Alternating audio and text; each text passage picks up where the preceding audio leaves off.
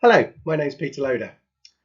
I've spent over 30 years helping senior executives to make better, more informed business decisions, and recently I've been using some of these skills to evaluate alternative solar panel and battery options for my own home. In this video, I shall be revealing what I found.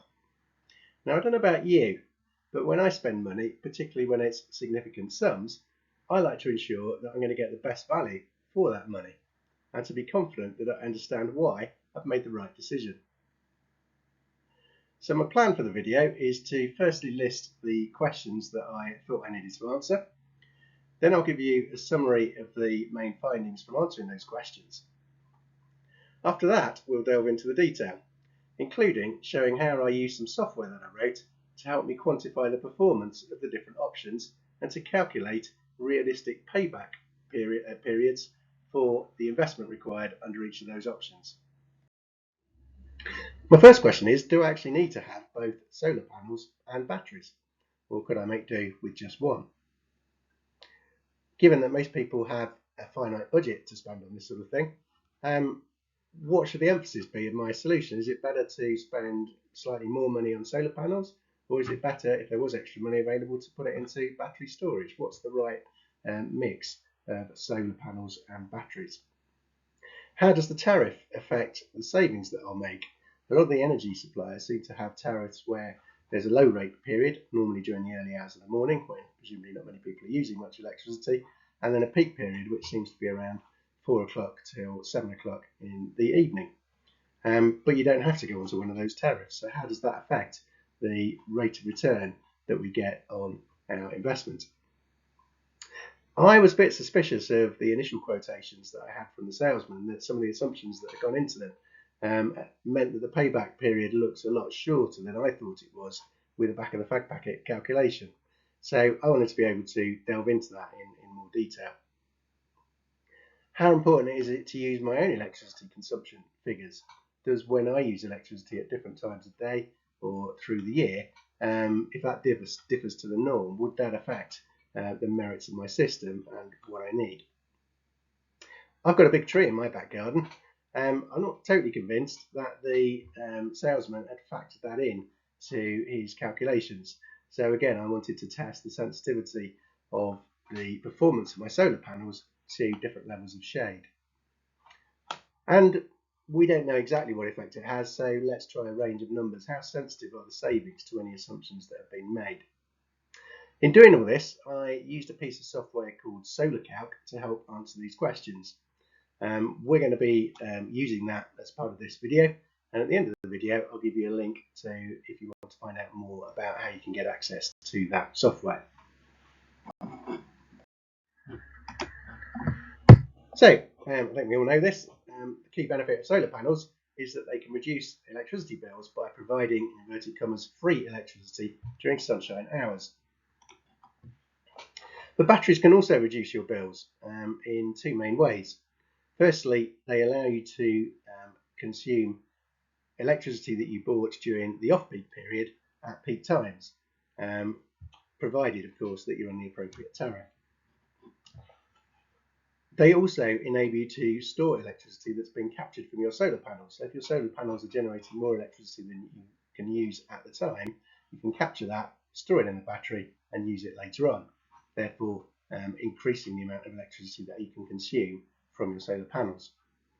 The other advantage of batteries is if you invest in something called a gateway, then they can also provide resilience during power outages. Third finding was that the cash savings from your solar system can vary significantly depending on what tariff you are on, and that will be a key part of the later part of this video. The mix of solar panels and batteries depends on your budget and the amount of electricity that you use and the tariff that you are on.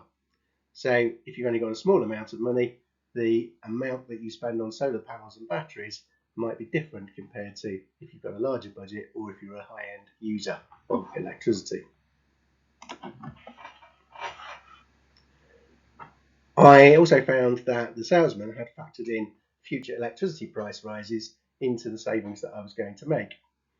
Now that's all very well, but one might argue that if you're going to do that, you could also ought to factor in the benefit of putting your investment into a savings account rather than spending it on solar, to take into account how things change over time. And so my view was that the payback period quoted by the solar panel salesman was a lot shorter than it would be in reality. It's also clear there's no one-size-fits-all solution, so you can't just go and say, oh yeah, the best thing is to have 10 solar panels and 2 batteries of this rating, and that's always the best solution. It very much depends on how much electricity you use, what your budget is, how much sunshine you can capture, so if you've got a south-facing roof, is there shade, all those sorts of things. And of course, depends what you're trying to achieve. Is your focus on minimising your bills, or is your aim to maximise the amount of clean electricity that you can generate? Before we get into the detail, we probably ought to cover a few pieces of terminology. If you get all these basics already, feel free to fast forward to the meaty part of the video. First thing is we need to understand electricity is measured in watts, and 1,000 watts is known as a kilowatt, often abbreviated as kW. Electrical appliances are measured by their power rating. So for example, if you've got a 1 kilowatt heater, it consumes electricity at the rate of 1,000 watts when it's running at full power. You're billed for your electricity based on the amount of watts you can consume over time. So for example, if you run a 1 kilowatt heater for 2 hours at full power, you will consume 2 kilowatt hours, often abbreviated to kWh. If you run a 500 watt heater for 12 hours, then that's 0.5 kilowatts times 12 equals 6 kilowatt hours that you'll have used. We should be looking at daily and annual electricity consumption and generation. Perhaps just worth remembering that there are 24 hours in a day. On average, there's 365 and a quarter days in a year. 1 year in 4 has got 366 days when it's a leap year. It's probably worth taking into account solar systems are meant to last for up to 25 years. So we're going to get 6 or 7 leap years in that period. We might as well do things accurately as we can if we're going to do them at all. And of course, the number of days in a month also varies from 28 to 31. It's worth bearing that in mind if you're looking at analysing your own electricity data day by day, which some of the smart meters allow you to do. A little bit about solar panels. I'm sure we all know that they turn sunlight into electricity through photovoltaic cells, PV, the abbreviation. Domestic solar panels typically have a peak, often abbreviated as a P, power rating of between 350 and 500 watts. The capacity of a solar panel enables us to measure the maximum output of a solar panel over a year. So in theory, a 500 watt panel could generate 500 watts times 24 hours times 365 and a quarter days, which is about 4,383 kilowatt hours per annum. Now, of course, they don't actually do that. I don't know about where you live, but the sun certainly doesn't shine at night where I am, and in the UK we get a lot of cloudy days. The ability to get 500 watts output is also dependent on whether it's south-facing and unshaded, seasonality, so the sun shines less in the winter than in the summer, and of course in the early hours of the morning the sun is lower in the sky, so again it's not going to achieve the peak performance. The technology built into the system and the panels can also boost the output. The proportion of their theoretical capacity that can be realised is known as the capacity factor, which in the UK is normally somewhere between 9% and 11%. In one of the examples we shall look at, I was given a quotation for 8 panels rated at 470 watts, which gives a total power rating of 3.76 kilowatts. So its capacity, theoretically, would be 32,960.16 kilowatt hours per annum. The quotation was based on providing 3,449 kilowatt hours per annum, and therefore the capacity, dividing one into the other, is 10.46%. So it's at the high end of the expected range, which surprised me a little bit, given that I've got a big tree that does partially shade my roof at certain times of the day.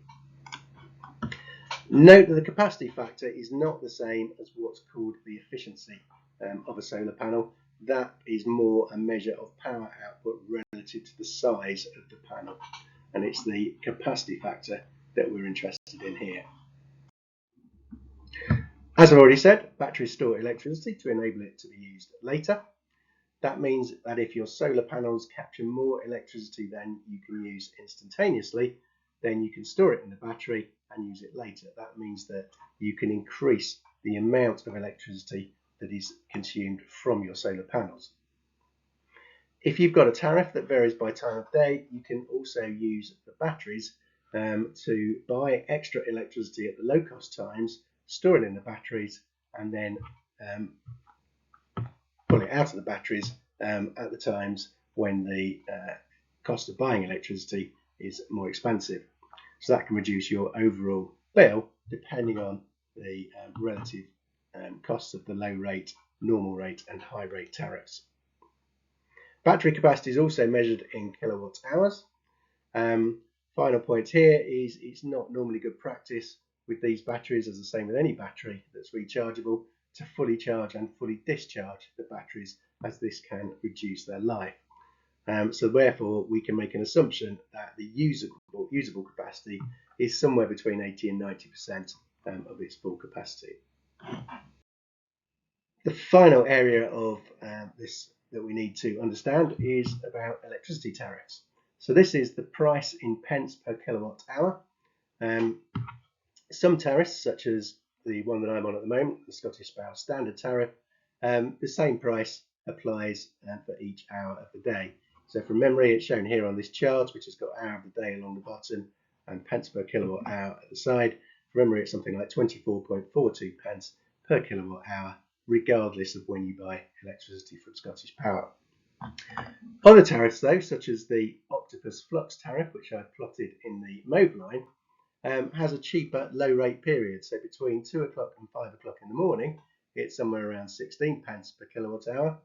However, between 4 o'clock and 7 o'clock in the evening, it's almost 40 pence per hour. And for most of the day, you can see the tariff is slightly higher than the Scottish Power Standard one. So with this sort of tariff, you're going to need to take advantage of it.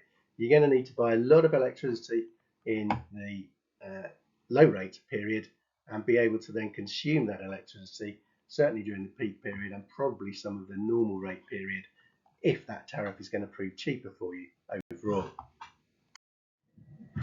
Finally, on tariffs, some of the tariffs allow you to export surplus electricity to the grid.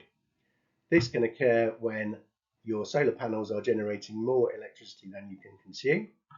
It could also be the case that if you bought electricity at a low rate and you're not going to use it all yourself during the peak period, you could actually just use it and resell it back to your supplier. In the software tool that I've used in the modelling that I've done for this video, I'm only going to consider the export of solar generated electricity, and then it will only be exported if it can't be used by you. Now, there are some intelligent systems and tariffs out there that allow you to, as I say, buy low rate electricity and export it at peak times. Those are reliant on it being able to forecast how much of that electricity you've stored that you're going to use yourself.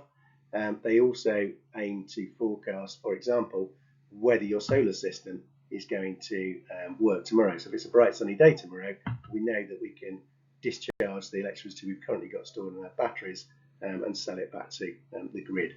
We're not going to try and get that clever in our modelling, so it does mean that with some of the tariffs you may actually be able to do slightly better than what the modelling shown in this video would suggest. So this is the SolarCalc main screen. It's actually an Excel workbook, and you can see along the bottom we've got a number of worksheets on here. The vast majority of information that you're going to use and input to the system, and indeed where the results are, is contained on the dashboard. On the left hand side of the dashboard in this area we've got the main inputs. In the middle are the headline results in terms of financial headlines and electricity consumption, and on the right are some charts that we'll see help explain how those results have been derived. When we're putting data into the system, the green cells are cells that we need to put information in. The pink cells are ones that have been calculated by the system or looked up from other data held behind the scenes. So what we can see here is that we've put in our annual electricity consumption of 8,292 kilowatts per annum. We're using currently the Scottish Power Standard tariff, which is a flat tariff where we've got the same pence per kilowatt hour in each of the low, normal and peak periods. We've got a standing charge of 50 pence and a bit per day, and there's no ability to export to the grid. The current setup is the solar panel combination that we've picked. You'll see that there are a number of other ones down here that we can select. That currently has no solar panel capacity. We've got no battery capacity at the moment, so obviously we've not spent any money on it. We can also select a future tariff down here from the list of available tariffs. Indeed, there are some blank ones which we'll see. You can enter your own tariff should you need to.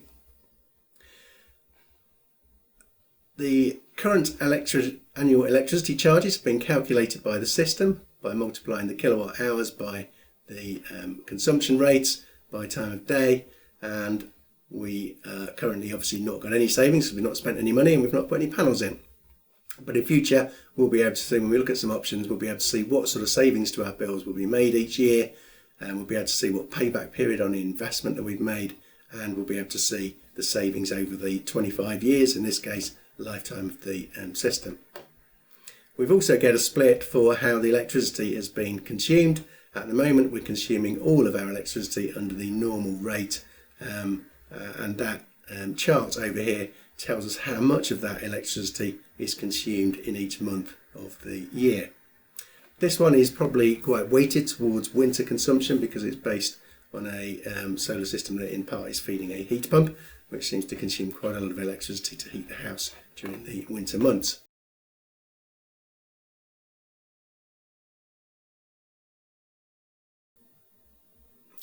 Now let's add some solar panels to our system. So we've got a number of pre-configured solutions down here. I'm just going to pick the solar only 3.76, which adds solar panels with a combined capacity of 3.76 kilowatts and a capacity factor of 9.3%. What we can see is that the solar calc tool predicts an annual saving of £665 from our future electricity bills, and over the 25 years of the solar panels lifetime, 16,600 in today's prices. Were we to factor in expected price rises in electricity bills, then that more than doubles over the 25-year period. So whether or not to include those in our benefits does clearly have a massive impact on the savings that will be made. The chart over here explains what months of the years those savings will be accrued. Perhaps not surprisingly, and as we can see from the chart below, the consumption of solar power, which is shown in green, is at its highest during the summer months because we don't get so much sunshine in the winter, and therefore the savings that we make from our bills are also in the summer months. You can also see that we've got a small amount of electricity exported to the grid. Unfortunately, we don't get paid on this tariff, so let's move to another tariff where that is the case. So if I pick the Optimise Intelligent Flux tariff, you can see we would earn around £51.27 per year, and overall we do get a higher annual saving. It now goes up to £727. So that means we're also saving a little bit more on the electricity we consume ourselves. That's because the normal rate tariff is slightly lower than under the Scottish Power Standard tariff. Out of interest, if we were to pick the Optimise Flux tariff, where the normal one is higher than the Scottish Power tariff, the savings are actually less than if we stuck to the same tariff. We'd only be saving £500 per year. So the first key learning point there is that the tariff that you select can impact the return on your investment that you would get from investing in solar panels. There's another option on here with an 8 kilowatt system.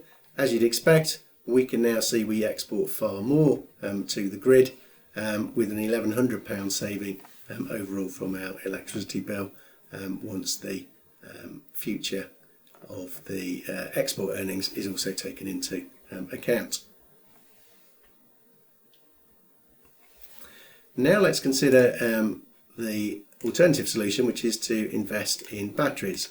So let's reset to the Scottish Power Standard system. I'm now going to pick a simple 8 kilowatt battery solution. Now on the Scottish Power Standard system, we get absolutely no savings at all from that, because there's no point in trying to store electricity from one point and play it back at another time, because if you recall, the tariff is the same in each of the low, normal and peak periods. So to get any benefit from a battery, we need to move to a system where we have that low and high tariff. So if we do that, we can now buy electricity for 16.6 pence and use it during the peak period of 38.88. And you can see that by and large does result in some savings. It means that we never consume any electricity in the peak period, which would have shown as red, and you can see that throughout the year we've got a consistent amount of electricity that we're consuming on the low rate charge. In January, because under this tariff the normal rate is higher than the normal rate under Scottish Power Standard, we do actually still make a loss in the winter because the amount of electricity we're consuming at the normal rate is so high. Similarly, we could look at doubling the size of our battery, and we then do start to make some much bigger savings. In fact, we've got £309, so although we've spent twice as much on our batteries, we've got almost certainly more than 5 times the amount of annual savings there. So again, we can see under different tariffs, we can look at different battery solutions in the same way that we could with different solar solutions. Again, the tariff is likely to have an impact. If we compare it with the intelligent flux, you can see in that case, the intelligent flux doesn't give us as big a saving as the Optimise flux solution. We only get £122 saving. So again, the amount of batteries that is appropriate for our solution again is related to the tariff that we're on. So now let's evaluate some real quotations. The first one we're going to look at is a 3.76 kilowatt capacity solar panel system along with a 9.4 kilowatt battery capacity. What we can see is that the annual saving projected from this using the Scottish Power Standard tariff is £842 per annum with an 11.6 year payback period. Interestingly, if we factor in the predicted electricity price rises, then a 9-year payback is cited and clearly much higher lifetime savings.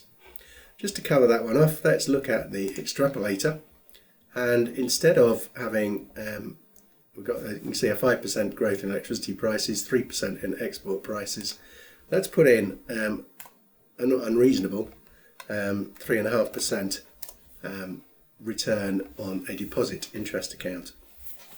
What you can see on the right, the orange is the projected savings without that taking into account the savings we'd get if we put our money into a deposit account instead of investing it in solar, and the green is the actual gains that we're making once that's taken into account.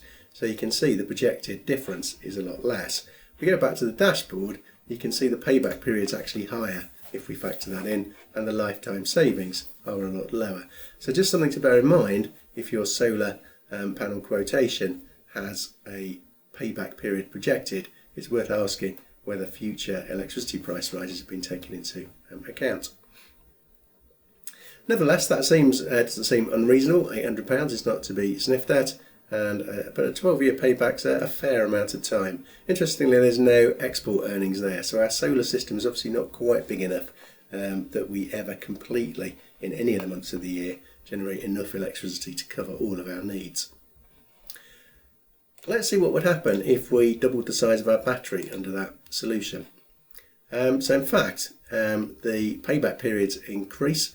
We've made no more savings, and that's because the tariff that we're under doesn't enable us to buy electricity at a cheaper price and then sell it on. We need to use one of those other tariffs to get that benefit. So let's look at the Optimise Flux solution.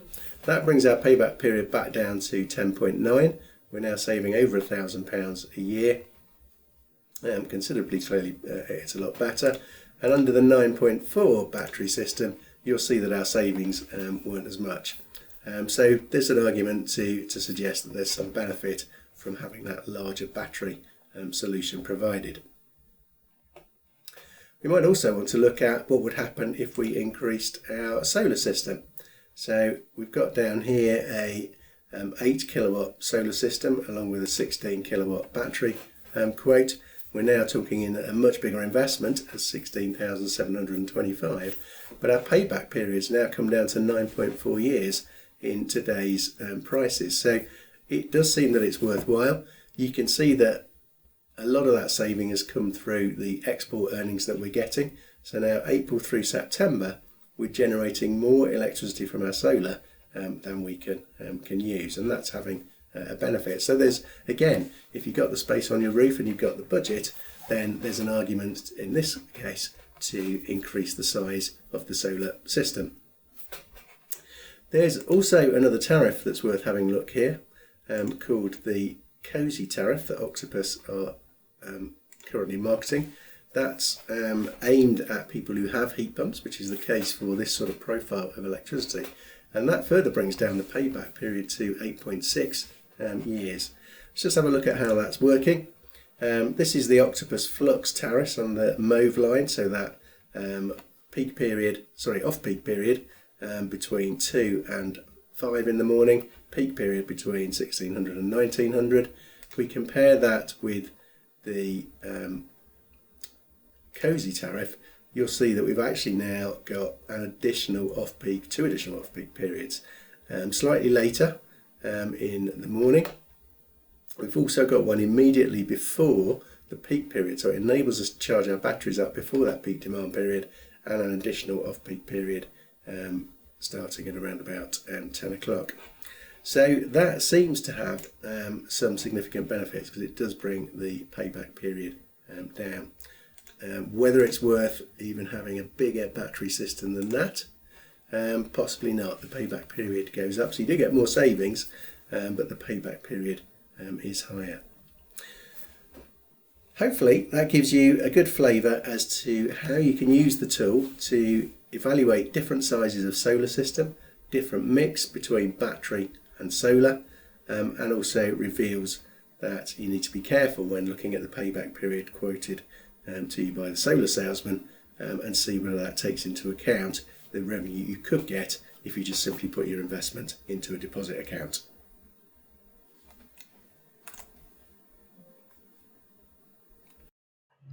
So finally, a brief recap of what we went through earlier in terms of the key findings. Solar panels reduce bills by providing free electricity during sunshine hours. Batteries reduce bills by enabling off-peak electricity to be stored for use during peak times, and by storing electricity captured from solar panels for use later in the day. The cash savings from your solar system can vary significantly depending on the tariff you're on, and indeed they can affect the mix of solar panels and batteries that is optimal.